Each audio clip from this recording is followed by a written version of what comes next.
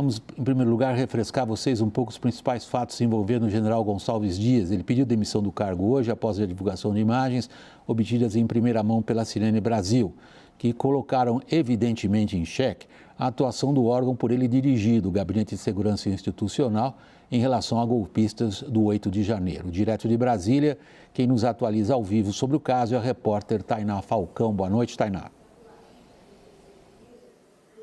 Oi, William, boa noite para você e para todos. William, vamos voltar um pouquinho no início da tarde, logo depois que essa demissão foi confirmada. Eu e o repórter Telcuri nos dividimos para entender os bastidores da reunião que resultou nessa demissão. Foi uma reunião convocada às pressas pelo presidente da República, na presença do seu vice, Geraldo Alckmin, dos seus principais ministros, a exemplo do Flávio Dino, da Justiça, e de Rui Costa, da Casa Civil, assim como também na presença do diretor-geral da Polícia Federal, Andrei Passos. Uma longa reunião e na antessala do presidente da República já estava o seu até então ministro do Gabinete de Segurança Institucional, Gonçalves Dias.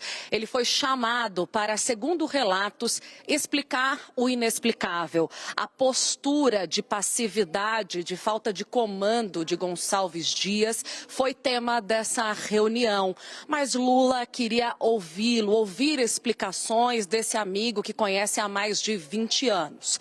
Mas Gonçalves Dias, segundo a gente conseguiu apurar, já entrou na sala do presidente com a decisão tomada de deixar o governo. Agora, à noite, a gente teve a confirmação já da exoneração do Gonçalves Dias e do seu executivo. Interinamente, assume Ricardo Capelli.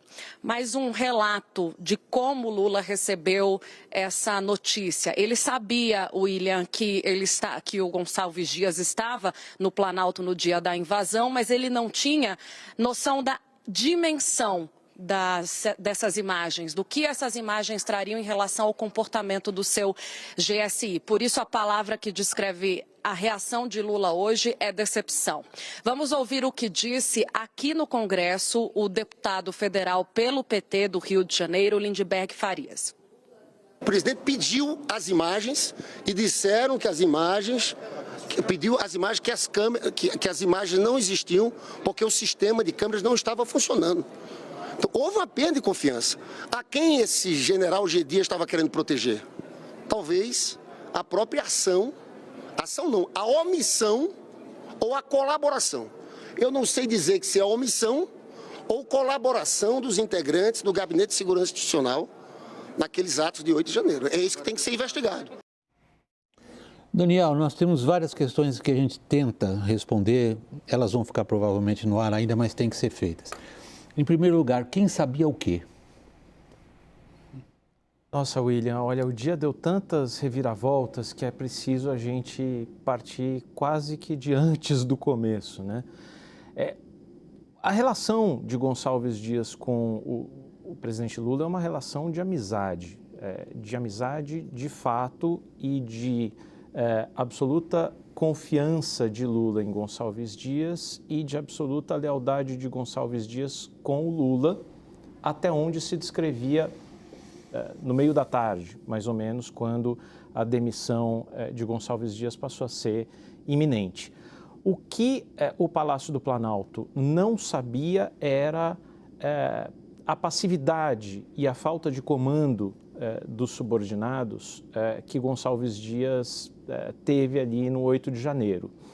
Já havia, sim, uma certa decepção com o general por talvez uma certa benevolência, com um descuido do GSI com as ameaças. É importante lembrar que antes do 8 de janeiro a Polícia Federal avisou Flávio Dino sobre ações hostis e esse alerta estava no ar. Agora, o que as imagens trouxeram realmente deixaram a situação insustentável. Vamos fazer o seguinte, então, Daniel, só para refrescar a memória de todo mundo, vamos dar uma espiada no que essas imagens trouxeram e registraram. A gente recapitula brevemente para vocês, as imagens circularam muito no dia de hoje, para quem eventualmente não teve oportunidade, nós estamos trazendo um breve resumo do que elas mostram. Reportagem de Leandro Magalhães. Após a divulgação das imagens obtidas em primeira mão pela CNN, a Polícia Federal resolveu antecipar a convocação do ex-ministro-chefe do Gabinete Institucional, General Gonçalves Dias, para depor sobre os atos criminosos de 8 de janeiro. A Comissão de Segurança Pública da Câmara aprovou a convocação do ministro para prestar esclarecimentos no próximo dia 26 de abril. Gonçalves Dias era esperado em audiência na tarde desta quarta-feira para falar sobre os ataques aos 3 poderes. O general, no entanto, não compareceu, alegando problemas de saúde. Agora, com a convocação, a presença dele no colegiado se torna obrigatória. No Congresso, parlamentares de oposição também aumentaram a pressão pela instalação de uma CPI mista para investigar os fatos daquele dia. Antes, refratários à ideia, agora líderes do governo, decidiram aceitar a medida.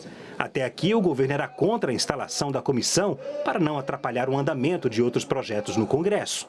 A divulgação das imagens também reacendeu discussões entre aliados do presidente Luiz Inácio Lula da Silva a respeito de uma eventual extinção do GSI.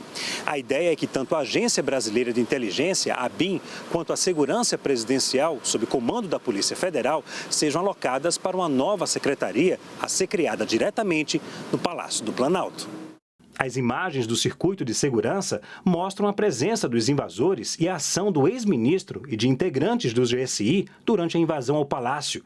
Gonçalves Dias circula entre os criminosos.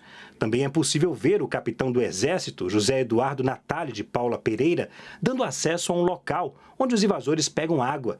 Em outro momento, ele cumprimenta alguns dos vândalos. Em nota, o Gabinete de Segurança Institucional disse que apura a conduta dos agentes envolvidos nas imagens divulgadas pela CNN e que, se condutas irregulares forem comprovadas, os autores serão responsabilizados.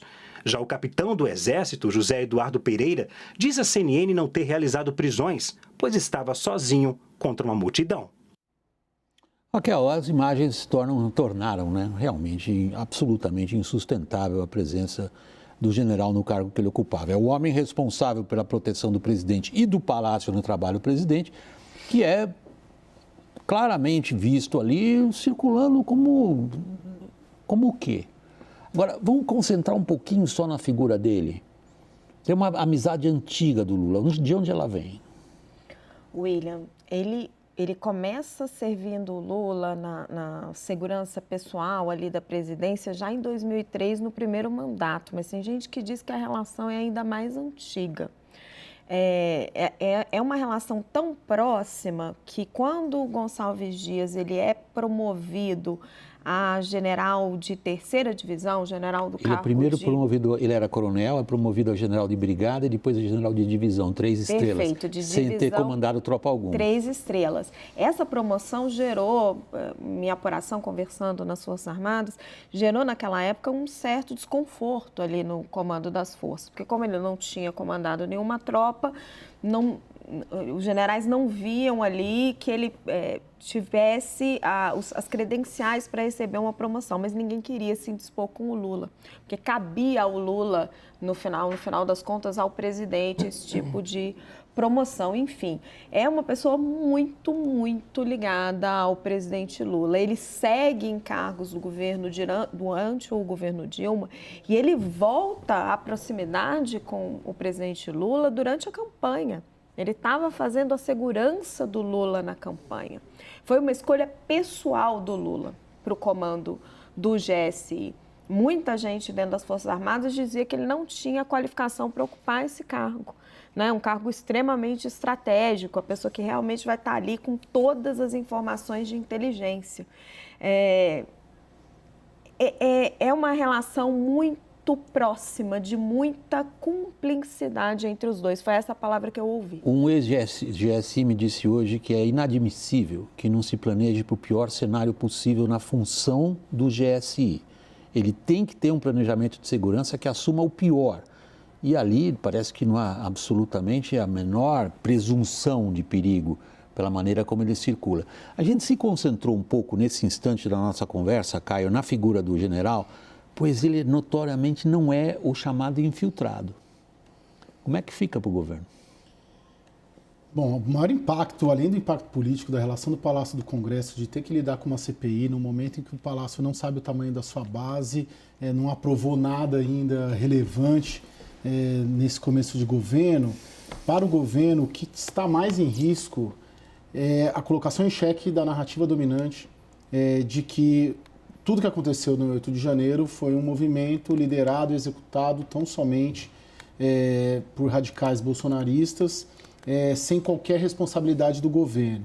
Muito embora a gente saiba que desde o começo, desde o 8 de janeiro, a ABIN, por exemplo, deu vários informes nas 72 horas que anteciparam o 8 de janeiro. A gente sabe que o GSI, o Batalhão da Guarda Presidencial, deveria proteger o Palácio do Planalto e não protegeu, mas o que predominou em todos esses debates desde então foi que só os adversários do governo, isso muito potencializado pelo discurso governista, isso muito promovido pelo Ministério da Justiça, mirando basicamente militares, que naquele momento eram sim genericamente adversários do governo, e mirando o então secretário de Segurança Pública, Anderson Torres, que ainda está preso em razão disso. Então, toda essa narrativa, sem fazer qualquer juízo de valor, como você colocou no começo, promovida pelo governo, comprada por muitos, e sem qualquer um outro olhar. E de quebra, a virada do governo de, no começo, assinar a CPI e depois desistir de uma CPI, que também muito suspeito. Por que um governo não quer uma CPI? Então, o grande impacto, para mim, é esse. Coloca em xeque a versão... Vamos pegar esse impacto que você está mencionando, dividir em 2 pedaços. O primeiro, tentar fazer aquilo que os militares chamam de avaliação do dano. Qual o tamanho no rombo do casco governo? Segundo, qual é a estratégia, agora que foi detectado um rombo, de que tamanho? Que tamanho tem um rombo nesse couraçado Lula? Então, William, veja que no início do dia, quando as coisas ainda não estavam claras, que repercussão essa história trazida pela CNN ia ganhar, eu percebia uma clara tentativa de defender o general. E aí o que se dizia? Poxa, o general estava ali no 3º andar, ele teve a capacidade de trancar a sala presidencial e de proteger antes disso, de entrar na sala, no gabinete do presidente e guardar documentos sensíveis. Ele estava sozinho, ele não tinha condições de prender os manifestantes ali. Ele pegou um GSI que tinha 90% dos seus subordinados claramente vinculados ao bolsonarismo. Essa era a justificativa, essa era a tentativa de defender Gonçalves Dias no início do dia. Ao longo do dia, a narrativa mudou. O governo foi percebendo que a possibilidade de retirar assinaturas do pedido de CPI foi ficando insustentável. Não havia mais possibilidade de retirar essas assinaturas, de que a leitura de instalação da CPI na próxima semana por Rodrigo Pacheco inevitavelmente ia redundar mesmo no estabelecimento da comissão. E aí mudou-se a estratégia. A estratégia passou a ser de abraçar, sim, esta CPI como uma tentativa de esclarecer os fatos e de contra-atacar para mostrar que não, o culpado pela invasão é Bolsonaro, é o bolsonarismo, é seu grupo político. Agora, isso vai levar a um reagrupamento de forças ali no Congresso, porque a CPI vai ser instalada primeiro com gente graúda da oposição. Vamos ver como é que o PT, que é um partido hoje minoritário diante dos superblocos que a gente tanto falou nas últimas semanas, vai se comportar, mas o PT vai ser minoria nessa CPI. E o PT e o governo vão estar interessados em passar uma agenda que é difícil. E não estou falando só de arcabouço fiscal, de reforma tributária, estou falando de MPs complicadas que podem até passar. Vamos pegar isso aí também. Peraí, só para a gente manter um pouquinho aqui, separar um pouquinho os nossos assuntos, porque eles são amplos. Nós vamos entrar nas questões políticas mais abrangentes que envolvem a capacidade de articulação do PT e do governo no Congresso diante dos fatos. Mas começando por aí, Raquel, é possível vislumbrar uma tática do governo de empurrar o máximo possível da culpa disso? Claramente, quem convocou os golpes, quem organizou a insurreição, são forças radicais da barbárie bolsonarista, isso não é esta dúvida.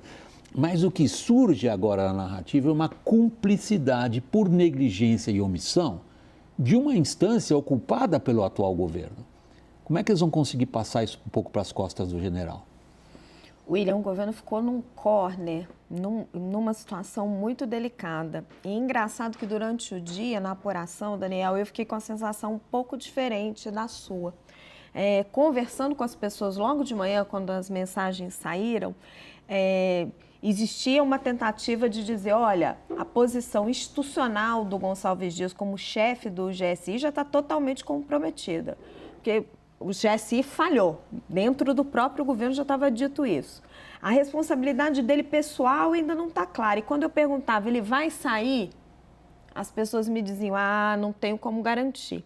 Eu já estava sentindo que a situação dele já estava ruim desde cedo. Aí, quando chega no meio da tarde, eles realmente definem pela demissão, ela está muito ligada com a incapacidade deles de se livrar da CPI. Porque, assim, já estava difícil, William, não instalar essa CPI. Ele já era assim um último suspiro, o Pacheco já estava atrasando ali mais uma semana para ganhar uma última semana para tentar não fazer isso. E ficou muito claro que não tem como fazer. E eu até questionava uma pessoa do governo e falava, mas olha, por que vocês estão tão na defensiva em relação a essa CPI? Porque é evidente que foram os bolsonaristas que invadiram, que quebraram. Assim, qual é o problema de disputar e de fazer essa narrativa? E aí a resposta que eu ouvi eu achei muito interessante. Agora que a gente não tem mais alternativa, a gente vai colocar os nossos pitbulls lá para brigar. Mas não vai ser fácil, porque a nossa base no Congresso é muito fraca. Tem um ponto, Raquel, que é o seguinte: o Lula nomeou para essa posição um notório incompetente. É isso que eu ouvi de várias fontes militares. Fontes militares, aliás, que estão com um certo sorriso irônico nesse momento, assumindo o seguinte: olharam para nós, nos consideraram cúmplices ou, no mínimo, digamos, participantes disso aí por omissão. Quem é que pôs esse homem lá que todo mundo sabia que não servia para isso? E aí vem a seguinte frase: se ele pelo menos tivesse levado um murro na cara, ao enfrentar os 30 ou 40 ou 100 lá quantos manifestantes estavam ali no corredor, ele ainda se safava. Mas nem isso ele conseguiu. Como é que fica? Qual situação, William? Dos militares agora. Sim. Estão rindo, no fundo. Militares... Eu não queria ser tão brutal, mas estão rindo. Sim, os militares desde o começo dessa história toda, eles colocam o GSI como um elemento chave em toda essa confusão. Isso desde o começo. Tem reportagens disso, a gente falou disso aqui, o ex-ministro Raul Jungmann falou disso aqui, onde estava o batalhão da Guarda Presidencial aqui no WW. Então nunca foi segredo para ninguém também.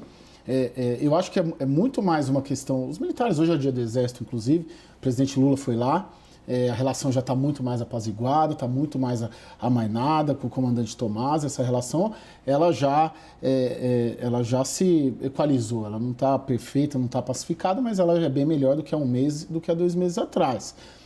Agora, desde o início, eles colocam. O grande problema aí, eu volto, William, é a questão da narrativa. É a questão do governo assumir, a partir do ministro da Justiça, Flávio Dino, todo o comando dessas investigações e todo o direcionamento de toda essa investigação, desde o começo, foram para os adversários do governo.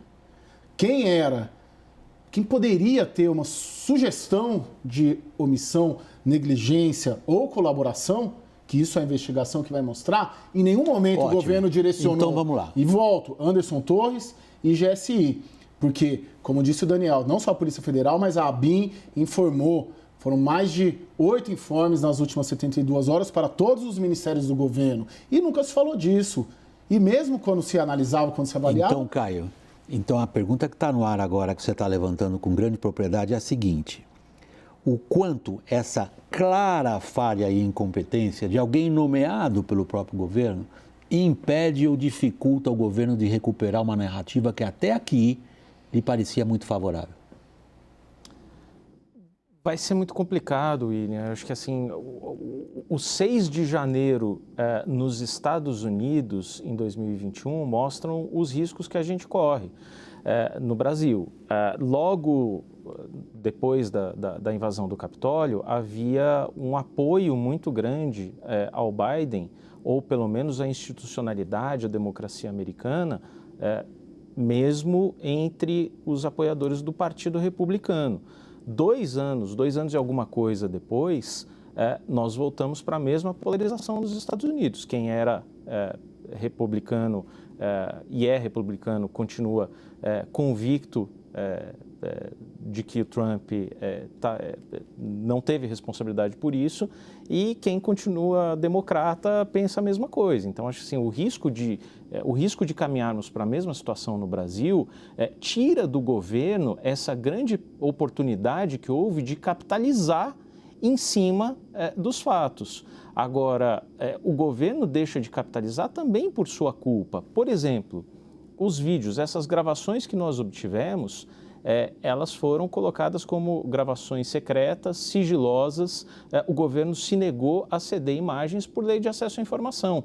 Então, hoje, o discurso é de que nós topamos a CPI, de que o melhor desinfetante é a luz do sol. Mas até a semana passada, esses vídeos estavam bloqueados pela Lei de Acesso à Informação. Como disse o deputado Lindbergh Farias, o GSI chegou a apresentar uma desculpa oficial de que boa parte das gravações haviam sido perdidas porque as câmeras foram Bom, o que ele está quebradas. dizendo, eu vou passar a palavra para você, Raquel, na sequência. Só uma observação muito breve da minha parte. O que o Lindbergh está falando é que o GSI mentiu para o Lula? No fundo é isso. Raquel. É uma sucessão de erros que o governo comete, e aí a gente não sabe por qual motivação, se realmente ele estava querendo encobrir um envolvimento, como diz a oposição, ou se é realmente por incompetência, mas é uma sucessão de erros que vai deixando a posição dele desfavorável, William. Porque, primeiro, você se recusa a liberar as imagens, né? Liberar as imagens para a imprensa, liberar as imagens para a própria Procuradoria-Geral da República, que já tinha pedido acesso e ainda não conseguiu. Ainda está requisitando no Supremo Tribunal Federal ter acesso a essas imagens. Mas que a Polícia Federal tinha? A Polícia Federal tem, a PGR ainda não. Então, assim, e aí eles se recusam a fazer isso. Aí tinham abraçado uma CPI, voltam atrás, porque veem que não tem base parlamentar, que vão perder o controle da narrativa da CPI. Eles vão fazendo uma sucessão de erros que vai dando consistência para a narrativa da oposição. Acho que eles estão querendo esconder alguma coisa. Eu não estou dizendo que existe isso. Não, eu queria ressaltar esse ponto. Nós não estamos aqui abraçando teorias conspiratórias, muitas delas completamente malucas. O que nós estamos registrando aqui é o fato político do dano à narrativa causado pela divulgação desse material. Exatamente, porque existe a narrativa dos infiltrados, né? Não foram os bolsonaristas, foram os infiltrados. Pelo amor de Deus, assim, não é isso que Bateram aconteceu. nessa tecla sem o menor sucesso. Exatamente, mas assim, o governo foi criando para si uma série de problemas, de obstáculos, em que agora tá difícil para ele defender isso. Assim, por que ele não quis a CPI, se era claramente favorável a ele? E eu acho, assim, hoje nas minhas conversas, para mim ficou muito claro que ele não quis a CPI... Ele quem? O governo está falando como coletivo. Ele, governo. Tudo bem, pode ser que a oposição esteja certa, eles estejam querendo esconder alguma coisa. Mas ele não quis essa CPI porque ele está muito mal organizado politicamente. Ele não tem base, ele tem cento e poucos deputados, Raquel, ele não consegue segurar requerimento, ele não consegue controlar essa CPI. Está faltando o Márcio Tomás Bastos, na minha opinião. Talvez eu seja um saudosista, Eu lembro do primeiro mandato do Lula, na capacidade política de entender a situação de alguns dos seus principais, assessores, entre eles jornalistas, dirigentes sindicais, um advogado de brilho e enorme reputação como foi o Márcio Tomás Bastos, ministro da Justiça, que era digamos assim, um Estado maior que entendia o que estava acontecendo em volta. Este que a gente viu hoje, como a Raquel acabou de assinalar, é de uma incompetência política assustadora. Sim. Se a gente considera o tempo de praia que o Lula tem. O que está acontecendo? Não, tem essa questão de ser a segunda geração do PT dentro do Palácio do Planalto. Você coloca a ausência do Márcio Tomás Bastos, eu coloco a ausência do Palocci, eu coloco a ausência do Gushkin, eu coloco a ausência do Zé Dirceu lá dentro do Palácio do Planalto. Esse Estado maior do governo, ausente ali para conseguir captar. Além disso, né, William, a gente já falou várias vezes disso, a mudança da equação política em Brasília. A equação hoje é um Congresso hipertrofiado, diferente de 2003, em que o Congresso era refém do Palácio do Planalto.